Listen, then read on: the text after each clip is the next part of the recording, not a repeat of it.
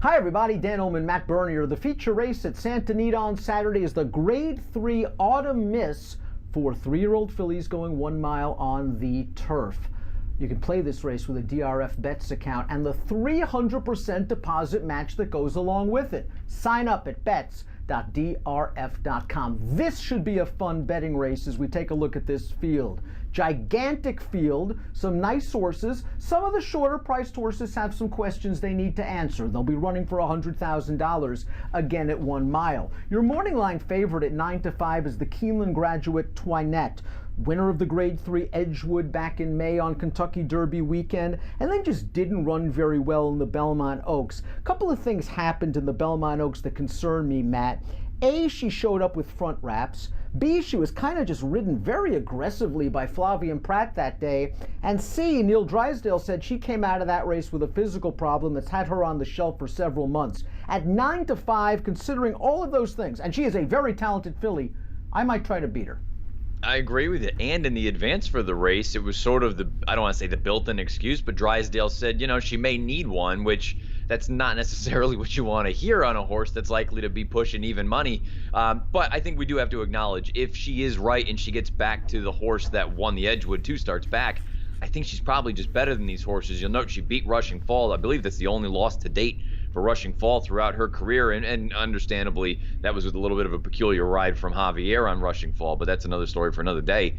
Toinette, the talent is there's no question about it. My question is she ready to go off this long layoff, and do they have their eye on something bigger? Is this not the prize? Belmont Oaks, quality race. Produced a couple of next out winners, Byers 86, one winning the Del Mar Oaks, Fatal Beret with a 94. She certainly fits in this race, but you mentioned this might be a means to an end for Toinette. The 4 Miss Bad Behavior is just a solid filly. She's been on the board in 9 of 11, and maybe last time out that 6.5 furlongs at this point in his career is a little bit short for her. I thought she ran okay. I like her at the mile. That was the distance that produced that victory in the China Doll Stakes, and her tactical speed almost ensures a good trip for her every time. We cue the Timeform US Pace Projector, and they actually have her out there among the leaders in this spot. She can lead, she can rate, and she's got some class. Yeah, there's really not a lot to knock about her. I suppose maybe if you really wanted to be very, very critical, you could say that she maybe is just more of a nibbler at this point. She's run second or third on 6 occasions, but she has won on 3 different instances, and the fact that she's 5 for 5 in the exacta at Santa Anita, you brought up that she doesn't have to have the lead, but she can take it if it's given to her, and more importantly, I think you hit the nail on the head. I didn't like her 2 back in the Del Mar Oaks because it was 9 furlongs. Okay, she's capable going down the hill, but I don't think that's really her trip. To me, a flat mile, this is her game. The only thing I would say, I do wonder if through 11 starts, I don't think you're going to get any sort of real forward move out of her here. I think you're probably going to get an 88 or an 89 by her. Maybe you crack a 90. But if you think some of these other girls can possibly take a step forward, then perhaps that puts Miss Bad Behavior up against it. She is trained by Richard Baltus. Baltus also has the 13 Flametta, the 14 Hey Negrita, and they really took the worst of it from a post position standpoint. I thought Flametta ran well last time out in the Grade 2 San Clemente. I thought Giovanni Franco gave her a really fine ride, getting her down towards the inside, turning into the stretch, saving as much ground as possible. I just wonder if the mile's a little far.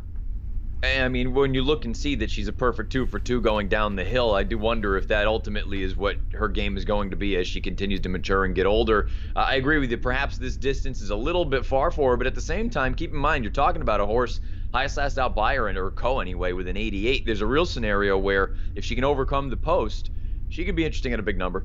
Conversely, the 14 Hey Negrita may prefer this distance than the downhill turf configuration of 6.5. She ran just fine last time out, finishing evenly in between horses for 4th behind Miss Bad Behavior, but her 2 prior races, and I know they were against weaker competition, she looked good in that race 2 starts back at Del Mar, going 1 mile and a 16th, but this post is just a killer.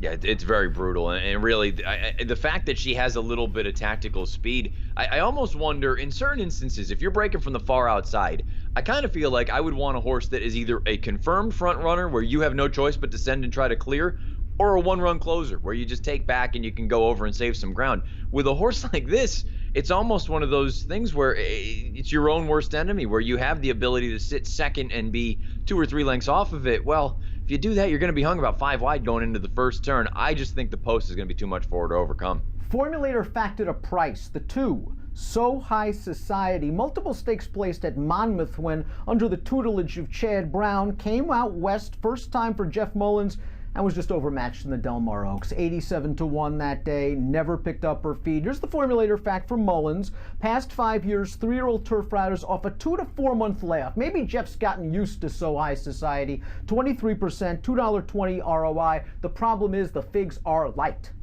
Yeah, and I don't mean this as a slight to Jeff Mullins. We know what he's capable of. He's a great trainer out in Southern California, but it just feels like, Chad couldn't get her to buy her anything better than 73, and Chad's a wizard on the grass. It feels like, to me, I just don't know how good she actually is. Couple of horses trying turf for the first time. Bob Baffert's Rhea, winner of the UAE Oaks earlier this year, second behind Mendelssohn in the UAE Derby. They tried the Kentucky Oaks. She's a speed horse that didn't break. She then didn't break when turned all the way back to 6 furlongs. I don't like that they're trying turf here. 'Tis wonderful, solid, 11% with first-time turf runners, but there's a lot of dirt in this family. This is the family of Breeders' Cup Classic winner Concern. The dam is a half to a stakes winning turf rider, but it's almost like Baffert saying, I gotta do something to wake this girl up. Yeah, to me, this is a terrible sign, to be honest with you, because I kind of feel like, I've just been wrong about her. I thought she was an okay dirt horse. I liked what she did over in Dubai. She ran second in the UAE Derby. Obviously, she won the Oaks. She came over here, the Kentucky Oaks, draw a line through it because she didn't get out of the gate very well, and just a number of things didn't go her way.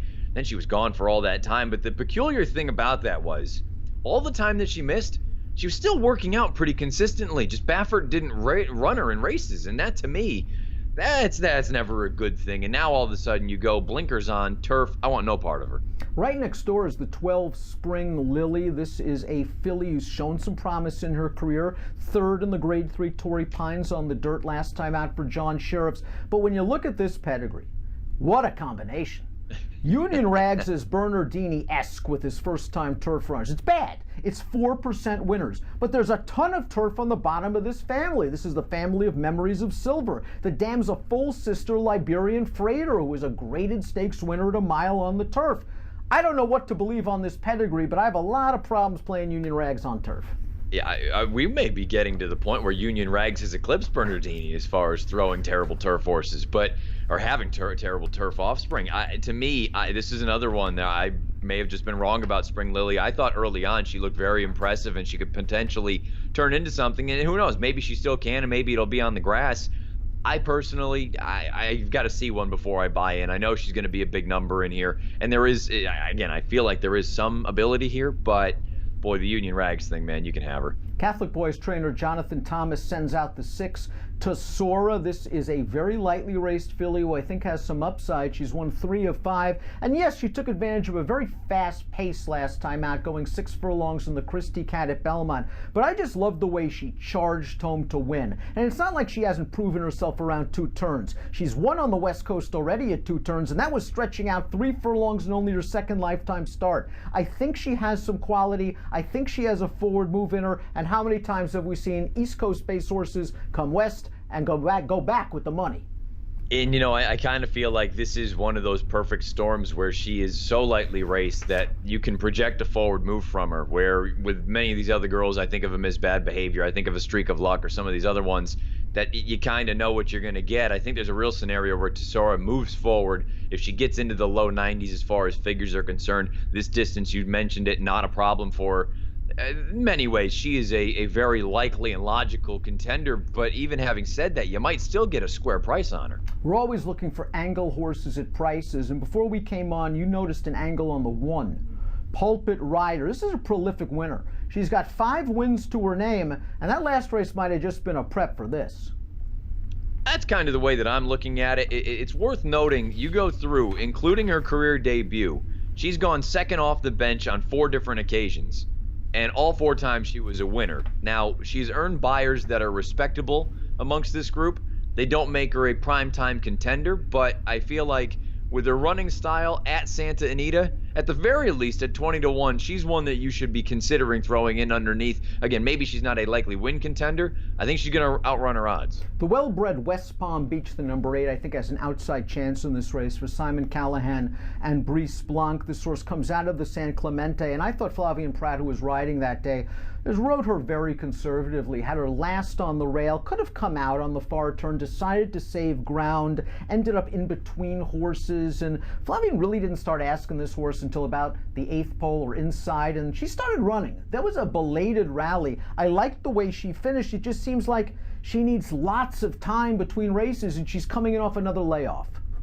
And to be honest with you, there's a part of me that does wonder, how good is she actually? Is she really of this caliber? I have toyed with the idea of picking her in here because I still think there is some ability. I was really taken by that stateside debut of hers way back in March, but she just hasn't really cut the mustard against better horses, and there's just a part of me that wonders, is she ever going to turn that corner and be a top level or a graded stakes caliber runner? The 7 KP Pergalicious I thought ran well last time out. First time against winners, going a mile and an 1/8. Got wired in a race where there was no pace. She only got beat a half length that day. I wonder if this is a little bit too much too soon, though. This is a filly that I'd keep an eye on down the road for Mullins.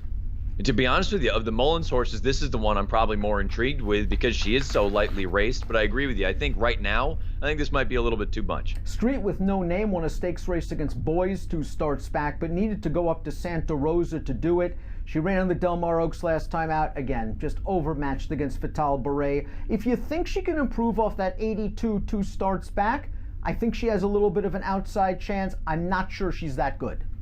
No, I agree with you. I kind of feel like the 82, that might be her ceiling, but if you do think she can get back to a number that's similar to that, perhaps she threatens for a minor reward. Streak of Luck's in real sharp form. Matt Chu's done a really nice job with this Calbred. She's won her last 2 starts, one against Open now, winners of one other than, although I'm not sure that field was the strongest in the world, and after 13 starts, I wonder how much more improvement is coming, but the buyers are slowly creeping forward, and Mike Smith retains them out. Mike's 2 for 2 on this filly. Yeah, you know, I don't have any knocks. I feel like she's a professional filly. She goes out there, she does her job. I agree with you from a figure standpoint. Sure, she's slowly taking little bits forward as far as improvement, but at the same time, now all of a sudden, can you expect a forward move against much better horses after 13 lifetime starts? I feel like there's a lot of things that are improbable in that whole statement. Movie Moment was graded stakes placed during the spring. She was 3-1 against Streak of Luck last time out. She did not pick up her feet, and I just wonder where she is from a form standpoint. This is a tough spot. That 83 buyer 2 starts back, that's the outlier. She lives in that low 70 range, and frankly, that's not fast enough. Fun race. Let's take a look at our top picks for the Grade 3 Autumn Miss Stakes. Miss Bad Behavior, wonderful tactical speed, very consistent, likes a mile. She really ticks a lot of the boxes.